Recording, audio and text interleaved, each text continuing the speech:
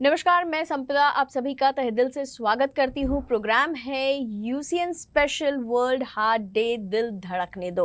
आज हम लोग वर्ल्ड हार्ट डे के उपलक्ष्य में बात करने वाले हैं और डिस्कशन स्पेशली रहेगा कि विमेन एंड हार्ट अटैक, क्योंकि ऐसा कहीं ना कहीं एक मान्यता है या माना जाता है कि पुरुषों की तुलना में महिलाओं में हार्ट डिजीज का प्रमाण ज़्यादा है और अक्सर महिलाएं हार्ट डिजीज का शिकार होती है।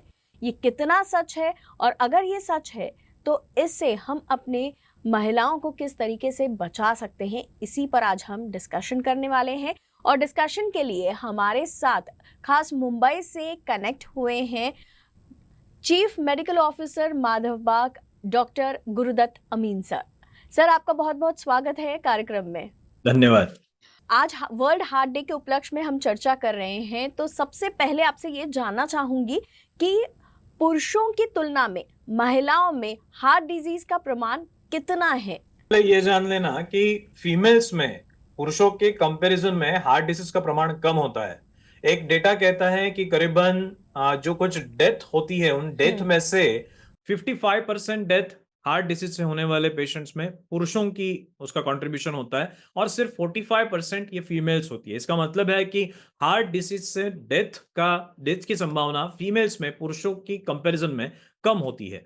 लेकिन यहां पर अब सिचुएशन धीमे धीमे धीमे बदल रही है।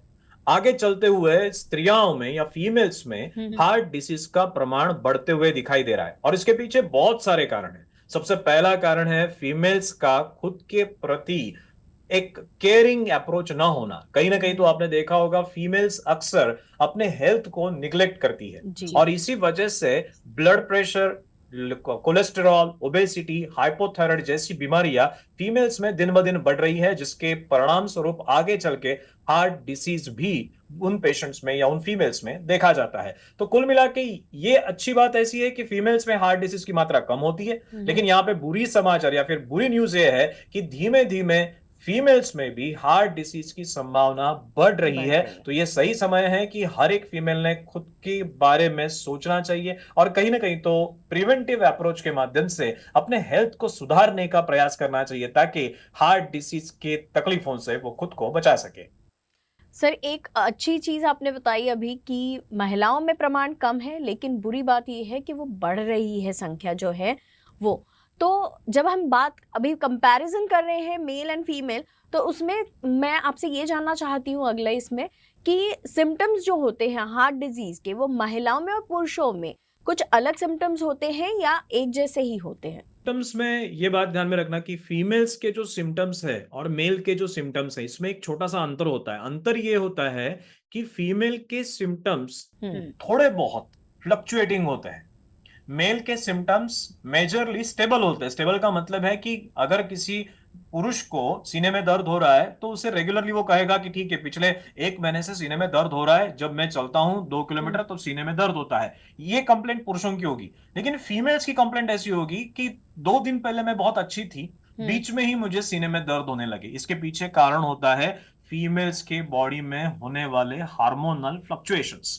तो इस वजह से हार्मोनल फ्लक्चुएशंस ऑलरेडी फीमेल्स के शरीर में हो रहे हैं और ऐसी स्थिति में अगर हार्ट डिसीज डेवलप हो जाता है तो जो सिम्टम्स दिखते हैं वो भी फ्लक्चुएटिंग रहते हैं, यानी कभी सीने में दर्द होगा, कभी सांस फूल जाएगी, कभी वो फीमेल एब्सोल्युटली नॉर्मल रहेगी। ऐसे बदलाव या फिर ऐसे क्या कहूंगा मैं, differences male pattern of cardiac symptoms और female pattern of cardiac symptoms में देखा जा सकता है, जो हार्मोनल इम्बैलेंस जो फीमेल्स में अक्सर देखा जाता है उसके वजह से होते हैं। सर, अगर बात ऐसी है कि फीमेल में जो सिम्टम्स है वो फ्लक्चुएट हो रहे हैं, तो महिलाओं ने कैसे मतलब समझना है कि ये हार्ट से रिलेटेड कोई इशू हो रहा है या नॉर्मली जैसे कई बार होता है कि थोड़ा बहुत दर्द, हम मस्कुलर पेन जिसे कहते हैं उस टाइप का दर्द है, ये कैसे समझे उन्हें? ये समझने के लिए हमें इस्तेमाल करना होगा डायग्नोस्टिक टूल्स का। हम्म। अर्थात सबसे आसान डायग्नोस्टिक टूल है ईसीजी। ईसीजी के माध्यम से हमें पता चल सकता है कि फीमेल में जो कुछ लक्षण उत्पन्न हो रहा है हम्म। उसका हार्ट से कोई संबंध है या नहीं। इसी के साथ साथ कुछ ब्लड इन्वेस्टिगेशन जैसे लिपिड प्रोफाइल हम कर सकते हैं, ताकि हमें पता चले कि हमारे खून में चर्बी की मात्रा कितनी है, ब्लॉकेजेस बनने की संभावना उसके आधार पर हम निर्धारित कर सकते हैं। तो कुल मिला के ब्लड इन्वेस्टिगेशन है, ईसीजी है, इसी के साथ साथ कुछ फीमेल्स में हमें स्ट्रेस टेस्ट की भी आवश्यकता होती है, जहां पर हम ट्रेडमिल पे 15 मिनट चला के पेशेंट के हार्ट की एक्टिविटी को ईसीजी के माध्यम से ट्रैक करते रहते हैं। और तब हमें पता चलता है कि जब वो स्त्री उस ट्रेडमिल के बेड पे चल रही है उस समय उसके हार्ट को पर्याप्त मात्रा में खून पहुंच रहा है या नहीं। तो कुल मिला के जांचों का इस्तेमाल यहां पर बहुत आवश्यक होगा, और सही समय पर अपने डॉक्टर से वार्तालाप करना, अपने डॉक्टर्स तक ये तकलीफें पहुंचाना कि मुझे ये तकलीफ महसूस हुई थी, ये उन्हें तक बताना, ये बहुत आवश्यक बन जाता है। और उसी के साथ साथ खुद के घर में अपने पास ब्लड प्रेशर का मशीन रखना, अगर डायबिटिक हो तो ब्लड शुगर का मशीन रखना, वेट रेगुलर चेक करते रहना, इन चीजों का भी हमें रेगुलर प्रयोग करना चाहिए, ताकि हम हमारे हेल्थ को ट्रैक कर सके, हेल्थ में आने वाले बदलावों को सही समय पर समझ सके। और कुछ बुरे बदलाव आ रहे हैं तो आवश्यक चिकित्सा लेके उन बदलावों को, वो जब बहुत माइन्यूट लेवल्स पे है, तभी हम उन्हें शरीर से बाहर निकाल सके। सही, बहुत अच्छी जानकारी आपने दी है कि हमें अपने घर पे भी कुछ मशीन्स जो ज़रूरी हैं वो रखने चाहिए और रेगुलर चेक खुद पर भी रखना है। खासकर महिलाओं में ऐसा देखा जाता है कि वो खुद से ज़्यादा दूसरों के लिए अपनी जीवन जीती है। मतलब अपने बच्चे हों, परिवार के बाकी सदस्य हों, उनकी जितनी चिंता वो करती है, उसका अगर थोड़ा-सा भी अपने खुद की चिंता वो कर ले तो शायद इन सारी बीमारियों से अपने आप को दूर रख सकती है महिलाएँ। सर, एक और बात कि जैसे अभी हम महिलाओं में हार्ट डिजीज की बात कर रहे हैं, तो क्या कोई पर्टिकुलर एज ग्रुप है जिसमें महिलाओं में ज़्यादातर हार्ट डिजीज के सिम्टम्स दिखाई देते हैं, या ऐसा अभी कुछ रहा नहीं है लाइफस्टाइल की वजह से?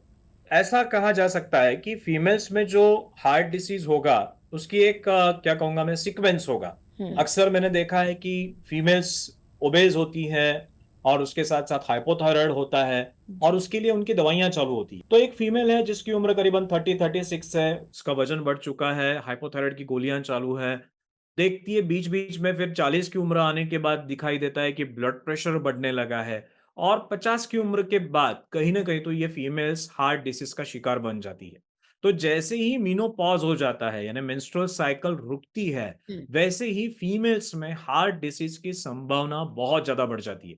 और अगर मीनोपॉज रुकते रुकते अगर उस फीमेल में ब्लड प्रेशर आ चुका है, डायबिटीज आ चुका है, इसी के साथ साथ हाइपोथायराइड आ चुका है, तो निश्चित रूप से इस फीमेल में हार्ट डिसीज निर्माण होने की संभावना बहुत ज्यादा होती है। इसलिए हर एक फीमेल ने ये समझना है, अगर आप चाहते हो कि उम्र के 50 साल के बाद हमें हार्ट डिसीज ना हो, तो अगर आपके शरीर में हाइपोथायराइड है, ओबेसिटी है, डायबिटीज है, तो इन तीन बीमारियों को जितना जल्दी हो सके अपने शरीर से एलिमिनेट कर दो। माधव बाग ने आज तक ये प्रूव कर दिया है कि ये तीनों बीमारियां हुँ। कंप्लीट रिवर्स हो सकती है, पूरी तरह से अपने शरीर से बाहर निकल सकती है। इसके लिए एक स्ट्रक्चर्ड वे से प्रयास करना होता है, जहां पर डाइट किट हो, रेगुलर एक्सरसाइजेस हो, पंचकर्म चिकित्सा हो, इनका इस्तेमाल करते हुए हमारे शरीर के ये तीन रिस्क फैक्टर्स को हम निश्चित रूप से एलिमिनेट कर सकते हैं। अगर ये प्रयास हम करते हैं तो उम्र के 50 साल के बाद हार्ट डिसीज होने की संभावना बहुत बहुत बहुत कम हो जाएगी। इस बात का हमने ध्यान रखना है। अगर ऐसा हम नहीं करते तो 50 साल के बाद फीमेल्स में हार्ट डिसीज की संभावना बहुत ज्यादा बढ़ जाती है। सर, अभी आपने कहा कि मेनोपॉज़ के बाद अगर ये सारी चीज़ें हैं जैसे कि हाँ, हाइपोथायरॉयडिज़्म है या फिर हाइपरटेंशन है, लेकिन देखा ये गया है कि आजकल कम उम्र की महिलाओं में भी या लड़कियों में भी थायराइड के इश्यूज़ होते हैं या हाइपरटेंशन होती है। तो इन लड़कियों को भी क्या चांसेस हैं कि आगे चलकर उन्हें भी हार्ट डिज़ीज़ हो? Yes, definitely. क्यों? क्योंकि अगर जितने, देखो, ये व्याधियां जितने जल्दी आपके शरीर में आ जाती है हुँ। उतना ज्यादा डैमेज ये आपके बॉडी को करती है। फॉर एग्जाम्पल, अगर आप हाइपोथायराइड की दवाई उम्र के 20 साल से ले रहे हो, तो वो जो गोली होती है ना हाइपोथायराइड की, हम्म। उसके खुद के साइड इफेक्ट्स होते हैं। वो आपका हार्ट रेट बढ़ाती है, ब्लड प्रेशर बढ़ाती है, मेटाबॉलिक रेट बढ़ाती है। तो ये जो कुछ उसके एक प्रकार से साइड इफेक्ट्स है, इनसे अगर बचना चाहते हो तो आपको हाइपोथायराइड से जल्द खुद को रिकवर करना होगा। ये कह के नहीं चलेगा कि हाइपोथायराइड के कारण मेरा वजन बढ़ रहा है। हमें प्रयास करने होंगे अपने डाइट को मॉडिफाई करने के, रेगुलर एक्सरसाइज करने के, ताकि हम जो आज के समय में बाहर की गोलियों पर निर्भर है, वो हम्म। हमारी डिपेंडेंसी हम कम कर सके और जल्द से जल्द अपने सेहत को सुधार सके। बिल्कुल सही कि हमने थोड़ा सा ध्यान अगर अपने आप पर दिया है तो हम हर हेल्थ इशू को अपने आप से दूर रखने की एटलीस्ट एक पहल, एक कोशिश कर सकते हैं। सर एक और बात, जब आप महिलाओं की बात कर रहे हैं तो मैं आपसे ये जानना चाहती हूँ कि क्या प्रेगनेंसी में भी हार्ट डिजीज के कोई मतलब पॉसिबिलिटीज होती है? क्योंकि आजकल देखा गया है कि विमेन जब प्रेग्नेंट होती हैं तो उन्हें डायबिटीज जैसी बीमारियां हो सकती है, मतलब चांसेस होते हैं। तो क्या हार्ट डिजीज के भी कोई चांसेस होते हैं? डेफिनेटली फीमेल्स के शरीर में प्रेगनेंसी के दरमियान बहुत सारे हार्मोनल चेंजेस आते हैं। जी। फ्लूइड का जो डायनामिक्स होता है, फ्लूइड का डायनामिक्स अर्थात पानी, शरीर में खून का जो प्रवाह है, वो बहुत रीडिस्ट्रीब्यूट हो जाता है। पैरों से ऊपर आने वाला खून कहीं ना कहीं तो पेट में बच्चा होने के कारण वो जो पाइपलाइन है इंफीरियर वेना के, वो कहीं ना कहीं तो दब जाती है, पैरों पे सूजन इसी वजह से आती है। कुल मिला के बहुत सारे बदलाव फीमेल्स में होते हैं। और इन बदलावों में अगर वो फीमेल अपने रेगुलर लाइफस्टाइल से डेविएट हो रही है, रेगुलर एक्सरसाइज नहीं कर रही है, डाइट खाते वक्त जो कुछ खाना खा रही है वो खाते वक्त अगर ठीक से सोच कर खाना नहीं खा रही है, तो इसका बहुत बुरा प्रभाव उस फीमेल के हार्ट पर हो सकता है। ऐसा देखा जाता है कि प्रेगनेंसी के बाद कुछ महिलाओं में हार्ट का पंपिंग पावर सडनली ड्रॉप हो जाता है। ये कॉमन कॉमन फाइंडिंग है जो अक्सर देखने को मिलती है।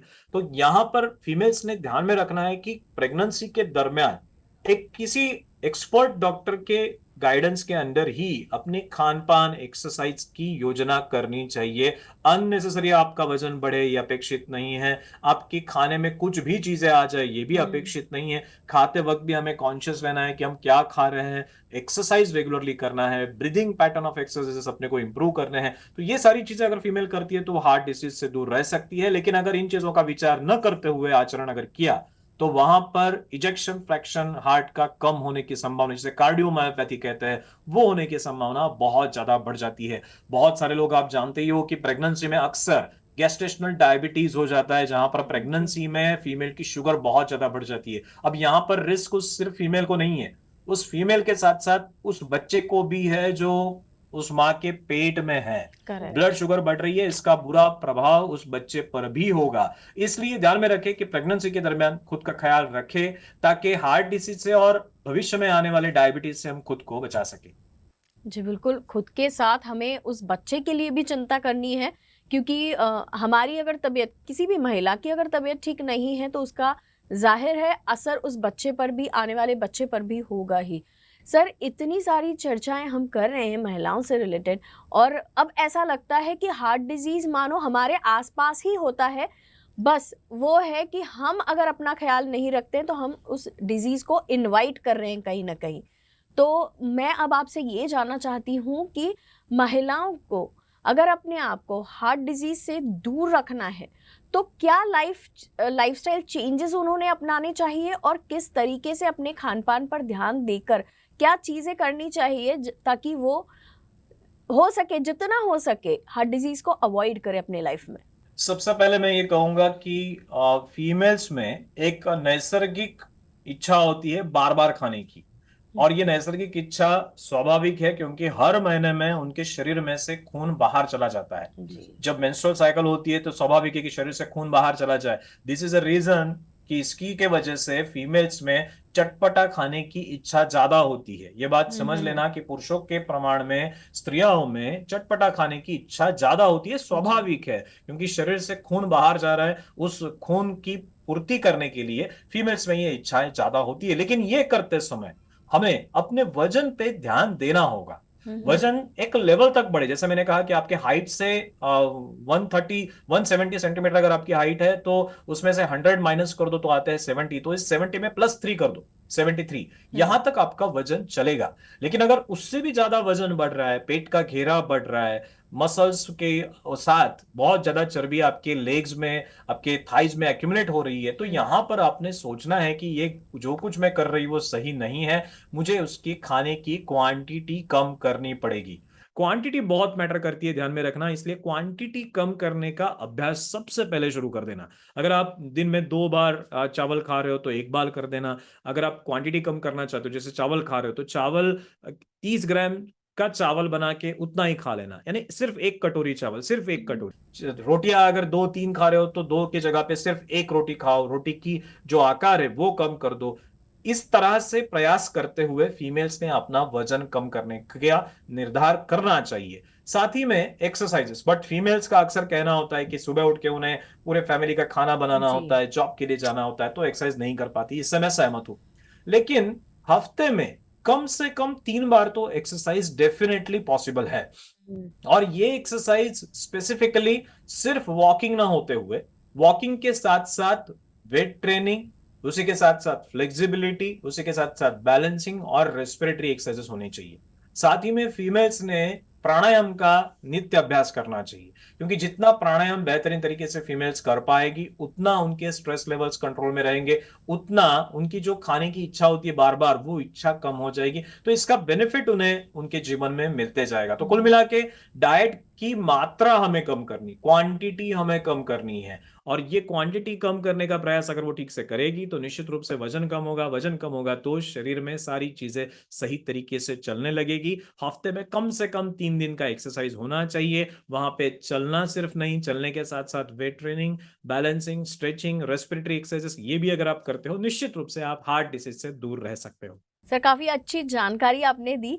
अब जाते जाते आपसे सिर्फ एक रिक्वेस्ट है कि हमारे जो फीमेल व्यूअर्स हैं, उन्हें अगर एक मोटिवेटिंग मैसेज आप वर्ल्ड हार्ट डे के उपलक्ष्य में देना चाहें तो क्या मैसेज देंगे? सबसे पहले मैं उन्हें प्रणाम कहूंगा, क्योंकि फीमेल्स को हमारे हिंदू धर्म में प्रकृति का स्थान दिया गया है, उसे जी। प्रकृति कही जाती है। और ये प्रकृति इसलिए है क्योंकि यही सारे संसार के जनन का कारण है। और इसी वजह से फीमेल्स की मानसिकता अक्सर ऐसी होती है कि वो पूरे जिंदगी भर उसके जो सर्कल है, उस सर्कल के सेंटर में वो खुद कभी भी नहीं रहती। उसके सर्कल के सेंटर में जब वो छोटी होती है तो उसके मम्मी पापा रहते हैं, जब शादी हो जाती है तो हस्बैंड रहता है, जब उसके बच्चे हो जाता है तो उसकी लड़की रहती है, जब लड़की की शादी हो जाती है तो उसके सेंटर में फिर उसका दामाद आ जाता है। तो कुल मिला के उसके सेंटर के लोकेशंस बदलते रहते हैं। वो कभी भी खुद का ख्याल नहीं रखती, अक्सर वो दूसरों का ही ख्याल रखती है। लेकिन अगर वो चाहती है कि दूसरों का ख्याल ठीक से रखे, तो खुद का ख्याल रखना भी आवश्यक है, क्योंकि अगर आप ठीक रहोगे तो आप सबका ख्याल रख सकोगे। और सबका ख्याल रखना ये फीमेल की ताकत होती है, इससे कभी भी आपने दूर नहीं जाना है। सबका ख्याल रखना है, लेकिन सबका ख्याल रखते रखते खुद का भी ख्याल रखना आवश्यक है। इस बात को समझ ले, रेगुलर एक्सरसाइज करे, डाइट फॉलो करे। अगर शरीर में कोई भी लक्षण दिखाई दे तो अपने डॉक्टर से संपर्क करें। अगर कहीं माधोबा की आवश्यकता पड़े, अगर आपको ओबेसिटी है, डायबिटीज है, ब्लड प्रेशर है, हाइपोथायराइड है, तो निश्चित रूप से माधोबा की मदद ले इस सारी व्याधियों से पूर्णतः मुक्ति के लिए। धन्यवाद। थैंक यू सो मच, आपने इतना अच्छा मैसेज दिया और मैं उम्मीद करती हूँ कि ये सारी जानकारी हासिल तो कर ली है हमारे व्यूअर्स ने। आपके इस मोटिवेटिंग मैसेज के बाद वो खुद पर भी उतना ही ख्याल रखेंगी जितना कि अपने परिवार और परिवार के सभी लोगों का ख्याल रखती है। Sir, thank you so much for joining us and आपने इतनी अच्छी जानकारी दी इस वर्ल्ड हार्ट डे को मेमोरेबल बनाने के लिए। Thank you so much.